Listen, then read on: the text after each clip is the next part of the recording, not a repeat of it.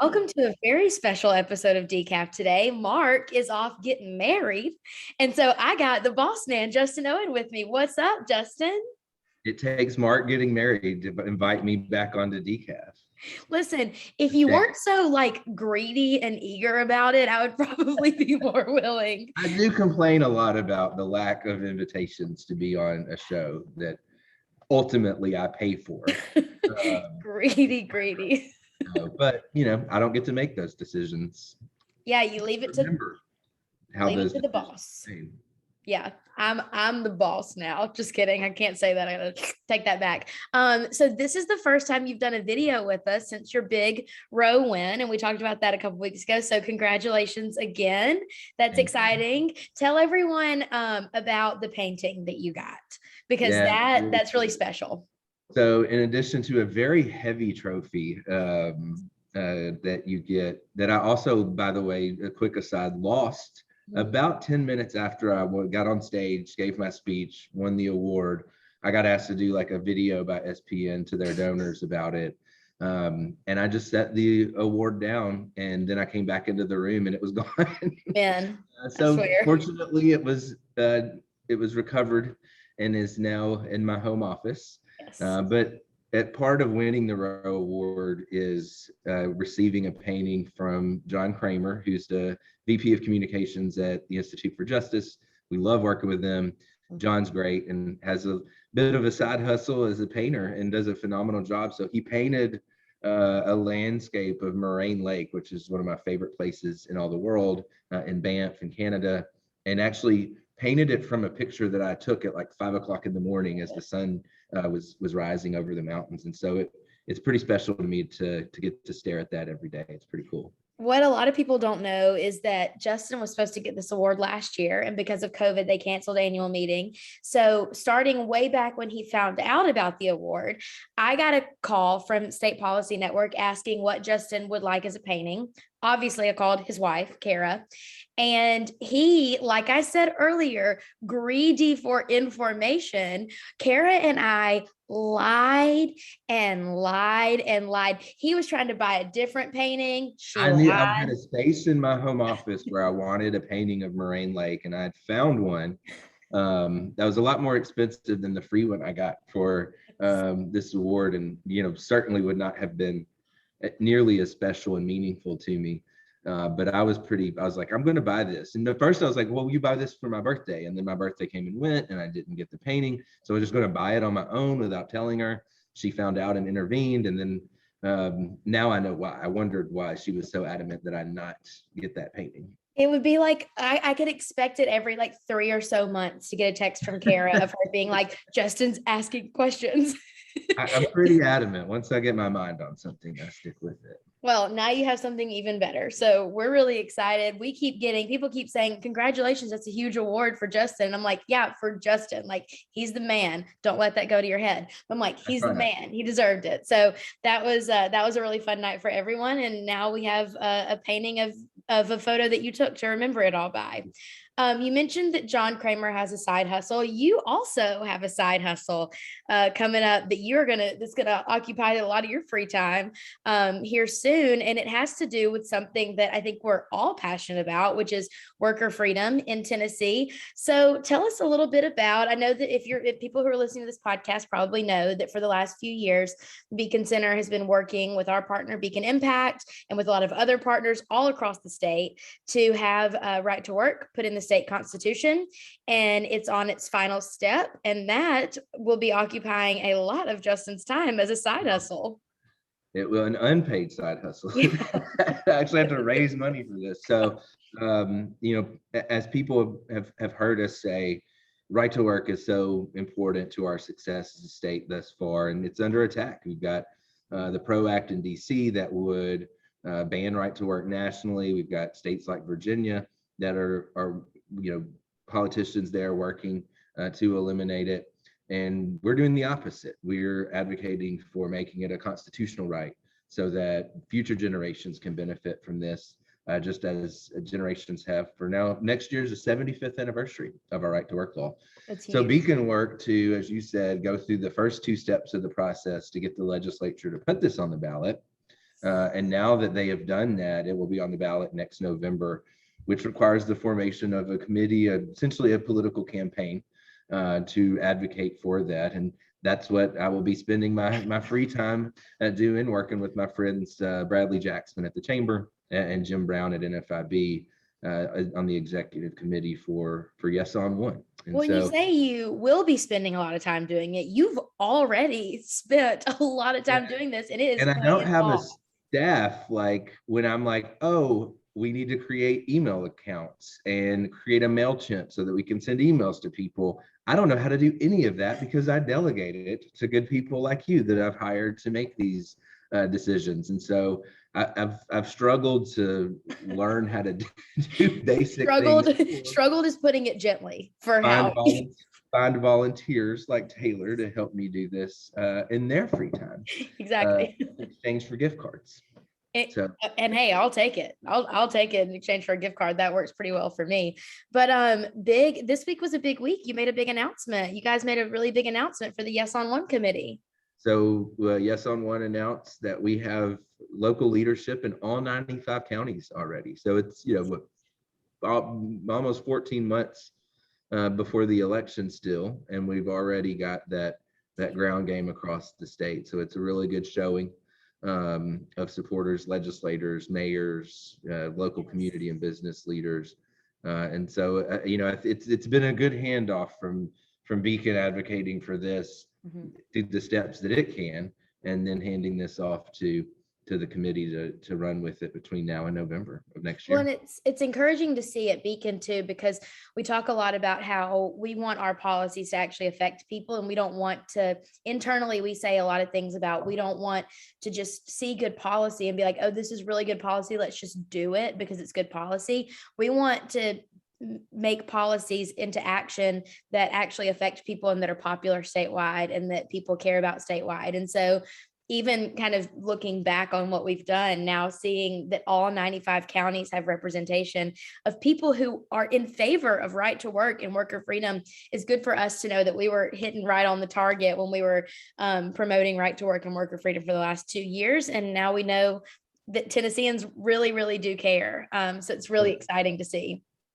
It is very exciting. So let's talk about something that, thank God, is not happening in Tennessee. I'm going to be a little greedy this week because Mark hates it that I love true crime so much, but it's not that I love crime. Okay. I should not say that, but I am an avid follower of true crime. And I know people are like, don't you get scared, like single white female. I just got to know what's out there, man. I got to know what's out there. And this week has been bonkers, crazy, insane for 2 massive true crime situations that are going on right now. There's the Gabby Petito situation, which is so sad and so horrible, and I'm losing sleep over.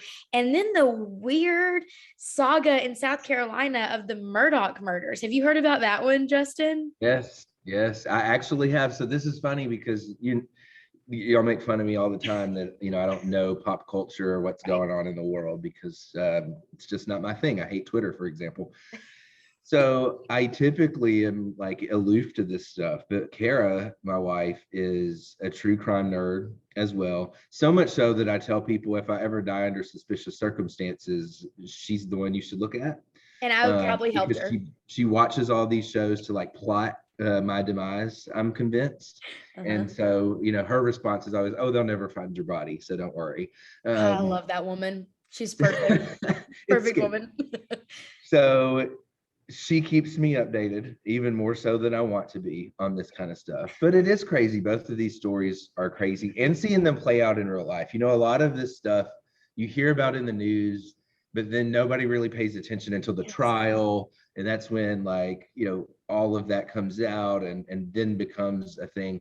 It's kind of weird. And I don't know if I like, especially with the Gabby Petito thing, is like, there are already like shows and documentaries about this. And it just literally happened. They still don't know they can't even find the guy, right? Who they think, her boyfriend who they think killed her. And so that's a bit disturbing to me because it's a lot of assumptions that haven't been played out in court yet. But and potentially like invasive to her family. Yes. And to victims like her. Well, I that think that's what kind of bothers me the most is that like you turn on the news, like on Fox News, they're like interviewing his neighbors or people that saw them. And I'm like, I get that Fox News needs a story to keep up, but at the same time, like these people have no authority. Like my neighbors right. probably think that I act weird. So if they're out there saying like, oh, this guy is acting super weird and sketchy or whatever, like I take out my trash like 11 o'clock at night because I always forget the next morning. Like someone, if something ever happened, people would think that that was weird. And so, yeah, Right. just kind of like the court of public opinion, I have my theories about what happened, but I'm not going to go on Fox News and talk about it and like, And vilify it's, this guy who may or may not have done it. We don't it, know. and it's good that people care and want to Yes. like see what's happening, and in this case it's an active situation, right, where Yes. you want to find this guy, and rightfully so, and so that could be helpful to make people more aware and It's true. on alert for that kind of thing. But it is, it does create sort of a trial in the court of public opinion before Yeah. you've got a chance to do that in the actual courtroom. And that's why I think like after the fact crime stuff is better, because it's already that the justice system has already done its thing, and Yes. then we can kind of look and see like what happened, what went wrong, and learn from that. I guess it's been less so with the Murdoch thing. That's just been like a series of weird events Also, over like, the is course there of time. any doubt in anyone's mind? I just said, like, don't spend an opinion in the court of public opinion, but is there any doubt in anyone's mind that the dad of that family is nuts? Yeah, he's a He weirdo. he He's like definitely. tried to stage his own murder so that his other son could get life insurance. Like, This is going to be like a real like Netflix show. I think a friend of ours, Dave Geithner, at with Mackinac, it's like Murdoch She Wrote is going to be the series that comes out love of it. that. I love that. There's a news network I think it's in South Carolina. I believe it's called Fitz News. And she started a girl from that news outlet has been investigating this for like 2 years and has started a podcast. And that's what I'm listening to. It's called the Murphoch Murders podcast. So if you want to know the ins and outs of all of that, I mean, I've been listening to it obsessively, and she got to the point actually where she said, this is taking its toll on me, it's taking its toll on my relationship with my fiance who's the producer. We're taking a step Wow. back. And as soon as they took a step back, the dad got shot, and she was like, well, no step back, no steps back here, we got to keep going. So That's crazy. that one is That's like wild. that's like a saga, and that's a very, very interesting thing Like a to think fiction about. writer could not make up what's going on Seriously, with the yeah. Murdoch murders. It's one of the wildest things I've ever heard. But yes, it is equal parts intriguing and upsetting to watch it play out in real life. And I just feel sorry for the families. I mean, imagine like Daddy Murdoch is insane, but he has siblings that are having to watch all this go down. And then Gabby Petito's family is having to watch. I mean, it's 24-hour news on her story. So it's just really sad. But I do think it's important to get the story out there and catch these bad guys. Speaking of Interesting bad guys, times. what? It's been interesting times lately in I that front. know. I think I think I saw on the Wall Street Journal yesterday that murders went up like 30% in the last year. So I think that COVID broke some Yeah. brains. Yeah, COVID's like turned people crazy in a lot of ways. I think that the economy stuff and just this was an unprecedented time of isolation, and just it's been a weird year, and I think that we'll see that stuff too play out. We've talked a lot about the impact of the lockdowns and Yes. bad policies by government, and I think over time, as we start to see the data become more clear about suicides and depression Yes. and Mental illness. crime and those things, there are going to be a lot of collateral consequences that unfortunately were not contemplated when some of these more harsh government restrictions were put into place. And I think I speak for both of us personally, as well as Beacon, where when we say now is not the time for more government intervention, but for private people and private organizations to intervene and help our fellow man with and whatever. learn from our Whatever. mistakes of 2020. And we can do Yes. that even with the Delta variant, what it is, and all of that. We can learn from those mistakes and don't have to repeat those failures. Hope we never do. I hope that we can see going into the future, however many variants may come from this, that the human life consequence can be mitigated without destroying lives that aren't being lost from COVID and Yep. and Lives risking and livelihoods, as we've lives and said. livelihoods, baby. Both. Got to protect them all. So let's switch gears just a little bit to something a little more lighthearted. I specifically wore my Alabama National Championship t-shirt today because I know Justin's schedule, and I knew that he would be in the office in like business casual dress clothes for a meeting, and that he wouldn't be able to wear a Tennessee Vols shirt. So I had to really like stake my territory here. But when I said that before the podcast, he said he wouldn't even wear Tennessee these days. Justin, I didn't say these days. I said right now. That's a little more specific to the week. Tough break, man. The jury's still out on our new coach. I think things have improved, even though we lost to Pitt of all teams. But they're not a terrible team. It's a little bit embarrassing. We've had worse starts over the past few years, but we beat Tennessee Tech a lot. So yeah, there you go. So I don't know. I mean, I think this is going to be a tough weekend for Vols. Who do y'all Vols play? fans. Florida. Yeah. Even we struggled against Florida last week. So yeah, probably the biggest you struggle. What Alabama's like 30, like the won 32 straight games against the SEC East, I think, and that was probably one of, if not the hardest win against the SEC in a long time. So maybe I was panic eating Cheetos. Like that might be your last national championship shirt for a while. Y'all might be on the downslide. Don't you dare. See, guys, this is what Justin does to me. Okay. I'm just gonna say, everybody's like, Taylor bullies people. Taylor's so sassy. I get bullied. I'm the one that is the victim here. This is not our last championship shirt. I will have another one this year, and then every year after that.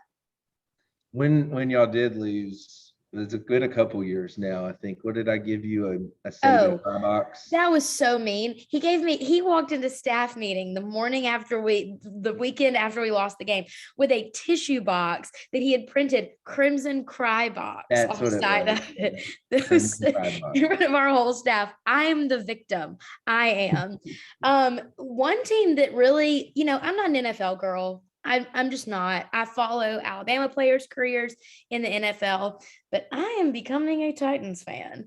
You should. I mean, I'm in. Yeah, I mean, terrible start to the season. Did not look good in their first showing, but the Seahawks were a really good team, and we came from a good bit behind and won that game away. And that's a hard stadium to play in. On the road, and so it was impressive. I hope they keep it up. We've got good chance to have a run now for a few weeks, and so we'll see. I'm excited about going to a couple of Titans games this year. I didn't go to any last year, but or I don't even they had fans last year, but so I'm excited about getting back. Yeah, it's gonna be a good season. I think that I've got decently high hopes for them despite the rough start in game one. I love that. I've never been to a Titans game, but I really want to. I really haven't. I know. I've been to soccer games and I haven't been to a Titans game. Like, who am I? It's that's so dumb. But I really want to go to a Titans game this year. I really want a Derrick Henry jersey, obviously. Maybe a Julio Jones jersey too. I might spend all my money on the Titans. Who knows? Might just really go all in. I'll tell you something cute that I did get, and my sister doesn't listen to this because she doesn't like politics and she doesn't understand what I do, so I can say this here. But my sister's getting married in December. I even think you might like this, Justin. And I got her a new Alabama jersey with her married last name on it. That's cool. Yeah. I feel like that's a really good gift. So if one day I do settle down with a man, I would appreciate that as a wedding gift, Justin. I'll remember that. You might get an orange jersey with We burn it unceremoniously. So last topic, this is something I really want to hear from you about because we are all reality TV fans. We're just like TV people, I think, in our office. We all watch so much TV. And reality shows kind of hit their peak in the early 2000s, and some have hung in there and some haven't. Like, remember Fear Factor? Well, that launched Joe Rogan's career, right? I know, loved Fear Factor. But Justin, if you could be on any reality TV show or multiple, if you have a few, which one and why? Amazing Race for sure. Karen, I love to travel, and so and we're competitive with each other too. With each other, I was about to say it would be really fun to. I haven't watched that show in a while. I guess they haven't done it in, since COVID because you can't really travel the world. Right. But it's a pretty fast-paced, frantic, travel all over the place, do these games and challenges. I think it would be fun from that aspect. The only thing I wouldn't like is we like to really feel like locals in a place. So we like to spend, at least 4 or 5 days somewhere, typically stay in an Airbnb in a neighborhood so that, we're not just in a touristy district. So the moving from country to country real fast wouldn't be the most exciting thing for me based on the way we already travel, but it would still be a lot of fun. It'd be pretty cool. Fun. Yeah. I want to be on Survivor. That is my goal in life, is to be on Survivor. You and Stephanie are big Survivor heads. We are big Survivor fans. Stephanie wanted to sign me up to go on The Bachelor for a while there. Don't do that. And then we realized, I don't think I could hang with those girls. They're like a whole different type of person. It takes a special person to be on those kinds of shows. And by special, it's not my kind of people. Not in a good way. Yeah, like you got to be down for plastic surgery and stuff like that. I'm not into that. I just want to watch sports and drink beer, and I'm looking for a man who likes that. But Survivor would be my favorite. There's one season of Survivor, which if you don't watch it, but Stephanie will get this. Survivor One World. There was the winner of that season. Her name was Kim. And she played so sneaky and so strategic and so smart. She made 3 different alliances and then just stabbed him in the back, except for the last one. And she won. And everyone was like, she stabbed me in the back and she deserves to win this game. So that's what I would try to play like. You've got those traits. Yeah, I can be sneaky. You do that. Never underestimate short girls. We are mean and we are sneaky. And that's the truth. Okay, yeah, I think just Survivor. I can't think of any other shows that I would be on. Not reality shows. I would be on game shows though, like Price is Right. Yeah, we always joked if we ever go to California, where I can't remember exactly where it's filmed, but we would go to the Price is Right episode. And I was sick on Monday, so when you're sick at home, Price is Right is the go-to. That is a vibe. Also, considering your brain and soul are 80 years old on the inside, I feel like Price is Right is your vibe. That. Karen and I actually went for Halloween way back. I went as Bob Barker and she went as contestant Gladys with the panel thing on it on the Showcase Showdown. It was pretty cool. That's incredible. I have to dig up that picture and we can post it. Yeah, we're gonna need to post that in the comments of this video. So last thing, if you donate to Beacon this month or during football season specifically, if you make an online donation to Beacon, we will talk about your team on Decaf. We didn't have one this week. We talked about one of Stephanie's teams last week. So if you want to donate, if you want us to talk about your team, if you want me to have to talk about a team that I quite literally do not care about because I only care about the Crimson Tide, donate one time to Beacon, drop your favorite team in the comments, and I will be forced to talk about it under penalty of termination. We would love your support and equally love to stop Taylor from talking about Alabama. And on that last roasting note, we will sign off for the day. Thank you, Justin. We'll see you in a couple weeks when you and Stephanie do the podcast together before me and Mark come back. Thank God. Gonna boost those ratings. Jeez. We'll see y'all next week.